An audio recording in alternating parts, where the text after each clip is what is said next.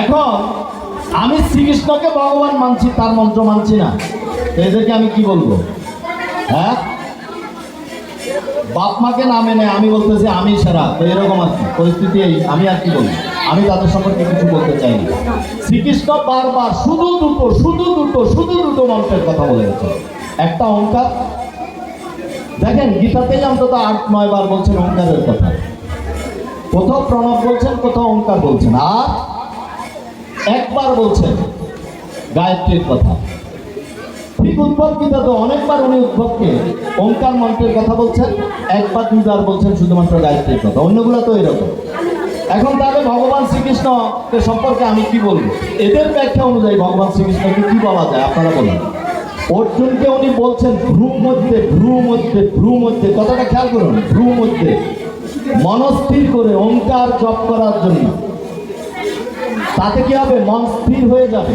তখন অর্জুন ওনাকে প্রশ্ন করছে, সাগরের পানি সেচ দেওয়া সহজ, মন এইটা অসম্ভব চঞ্চল, এটাকে স্থির করা অসম্ভব কঠিন। তখন শ্রীকৃষ্ণ বলছেন, তোমার কথা সত্য, মনকে স্থির করা খুব কঠিন, কিন্তু দীর্ঘ অভ্যাস এবং বৈরাগ্য দ্বারা সেই মনকে স্থির করা যায়।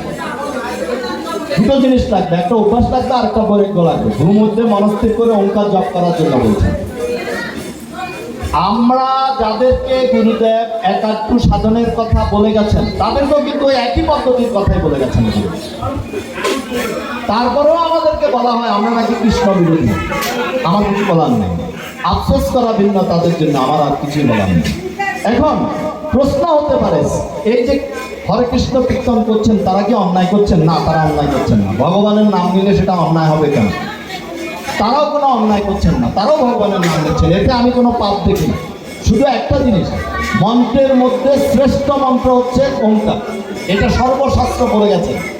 ওইটা বাদ দিয়ে অপেক্ষাকৃত দুর্বল আরেকটা মন্ত্র তারা জপ করছেন, কিন্তু করছেন, তারাও পথেই আছেন, একই পথেই আছেন, ভুল পথে নাই।